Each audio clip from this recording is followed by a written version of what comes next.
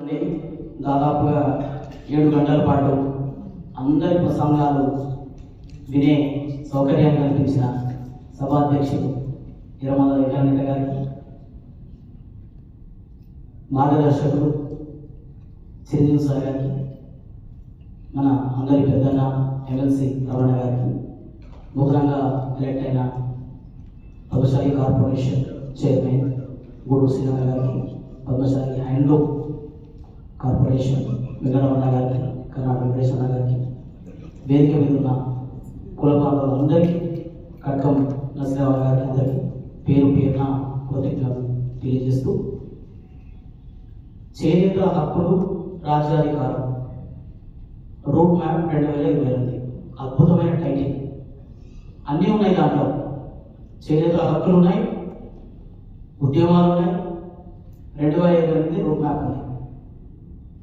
దీనికి సంబంధించి చిరంజీవి సార్ పొద్దున సుదీర్ఘంగా చాలా గణాంకాలు అందుబాటులో తీసుకొచ్చారు. బీసీలు, పద్మశాలీలు, నాన్ బీసీలు, ఓసీలు, ఆధిపత్య కులాలు అనుభవిస్తున్న మరి వాటాలు వగేరాలవన్నీ. మరి ఈ 2028 రూట్ మ్యాప్ గురించి మాట్లాడుకున్నప్పుడు ఒక ఫార్ములా, అద్భుతమైన ఫార్ములా చెప్పారు గారు. 1+4. బీసీలలో ఉన్న మొదటి 5 కులాలు, మనతో కలిసి వచ్చే కులాలు, మనతో పాటు 1+4.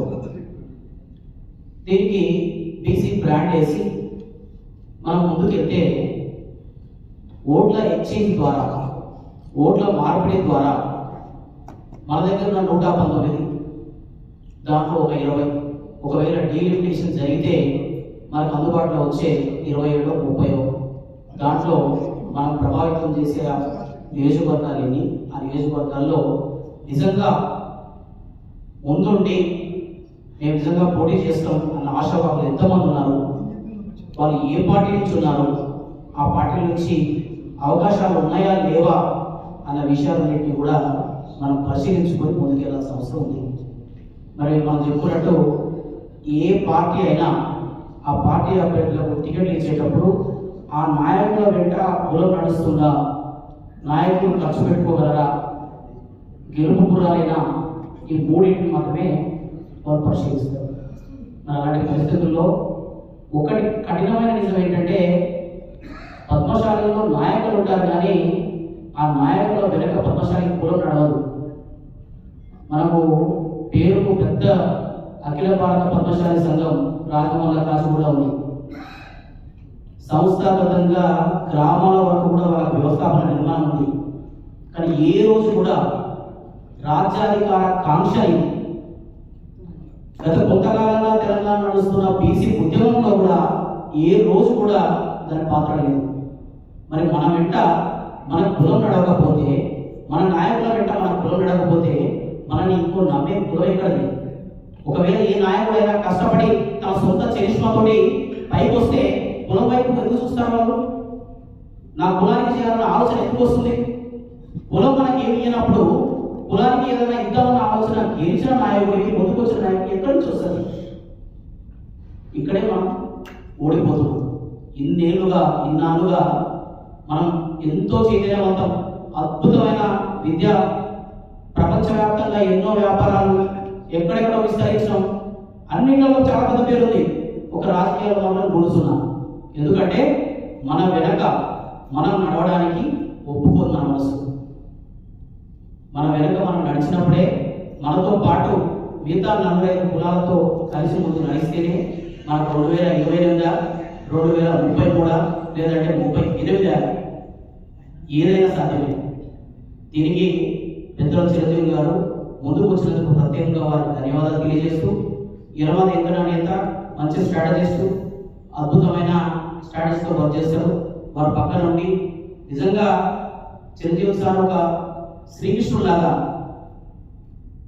రాజ్యాన్ని కోల్పోయిన పాండవులకి మహాభారత యుద్ధంలో గెలుపు సాధించడానికి శ్రీకృష్ణుడు ఎట్లయితే వెంట ఉండి ఆ యుద్ధాన్ని నడిపించి రథసారథిగా ఉండి పాండవుల విజయాన్ని ఎట్లయితే ముందు తీసుకొచ్చిందో, పద్మశాలకు కూడా అలాంటి శ్రీకృష్ణుడు అవసరం ఉంది. ఇప్పుడు వెంట ఉండి నువ్వు చేస్తుంది ఇది తప్పు, ఇది కరెక్ట్, ఈ పద్ధతిలో వెళ్ళాలని చెప్పేసి చేయాల్సిన అవసరం ఉంది.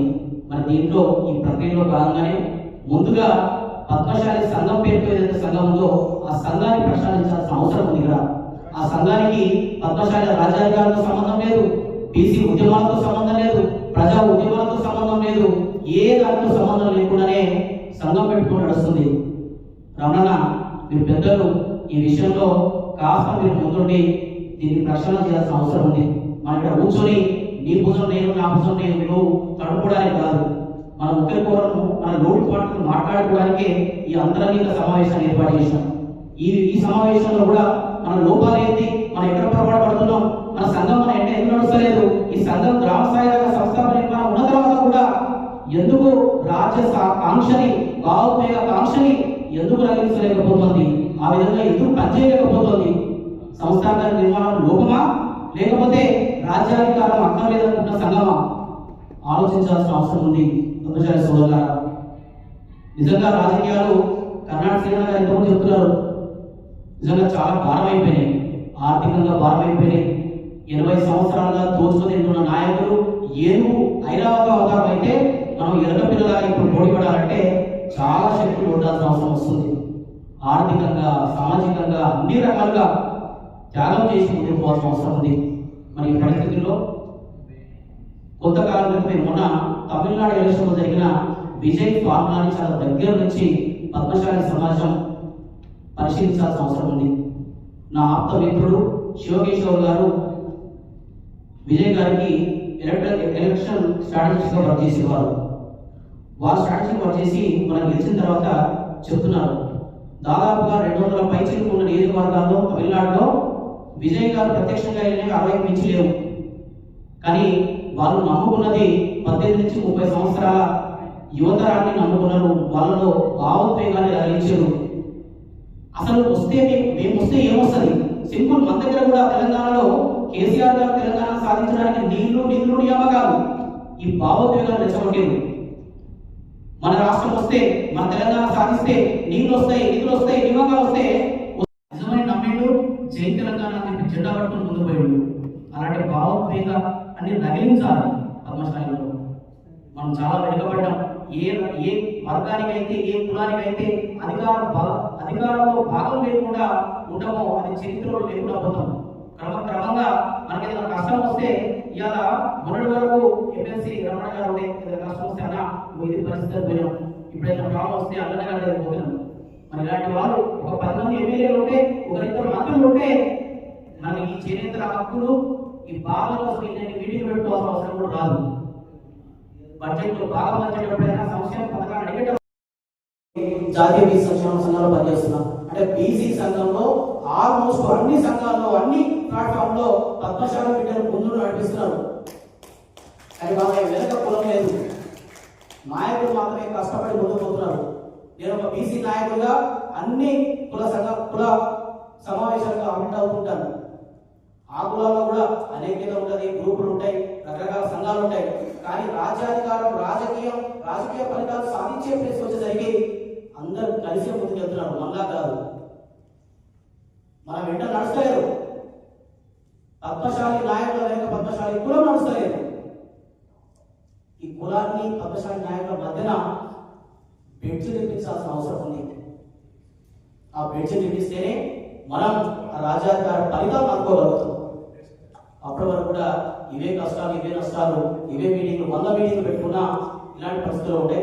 సార్ మీరు ముందుకు వచ్చారు, వెంకన్న గారు మీరు కూడా ఇలాంటి మీటింగ్లు తరచుగా మనం 2022 వరకు ఒక్కొక్క స్టెప్ ఎక్కుతూ మనం ముందుకెళ్తూ మన రాజ్యాధికార దిశగా 1+4 ఫార్ములాతో బీసీ ఉద్యమాన్ని మనం కలుపుకొని ఓట్ల ఎక్స్చేంజ్ ద్వారా మాత్రమే మనం మన ఫలితాలు సాధించగలుగుతాయి. ఆ ఫార్ములా ద్వారానే ముందుకెళ్లాలని మరొకసారి మీ అందరికి తెలియజేస్తూ, తమిళనాడులో విజయ్ గారు తన తక్కువ సమయంలో అంటే 2 సంవత్సరాల కాలంలోనే తన భావజాలాన్ని అట్టకు ప్రజలకు తీసుకెళ్ళగలిగారు సోషల్ మీడియా ద్వారా. Social media is the most powerful tool in the world to express your things. దయచేసి ఇక్కడ వాళ్ళందరూ కూడా మనం చదువుకున్న వాళ్ళం, తెలిసిన వాళ్ళం, మన దగ్గర ఉన్న సోషల్ మీడియాని ఎస్టాబ్లిష్ చేసుకోవడం, ఇన్ఫర్మేషన్ భావజాల వ్యాప్తిని గ్రామ స్థాయి వరకు తీసుకెళ్లడం, ప్రతి విషయం పైన స్పందించడం, మన వాళ్ళు స్పందిస్తే తిరిగి వాళ్ళు తిరిగి చెప్పడం, ఇలాంటివన్నింటిని కూడా సోషల్ మీడియా వేదికల ద్వారా భావజాల వ్యాప్తిని మనం ముందుకు తీసుకెళ్తే మనం నిజంగా అద్భుతమైన ఫలితాలు సాధిస్తామని చెప్పి ఈ వేదిక ద్వారా క్యారీ చేస్తూ, ఇలాంటి వేదికల ద్వారా ముందు జరిగే మీటింగ్లలో మీరు చేసే ఇలాంటి వాటిల్లో కూడా నా వంతు సహకారం ఎల్లవేళలా ఉంటుందని చెప్పేసి ఈ వేదిక ద్వారా తెలియజేస్తూ సెలవు తీసుకుంటాను. జై పద్మశాలి, జై చేనేత.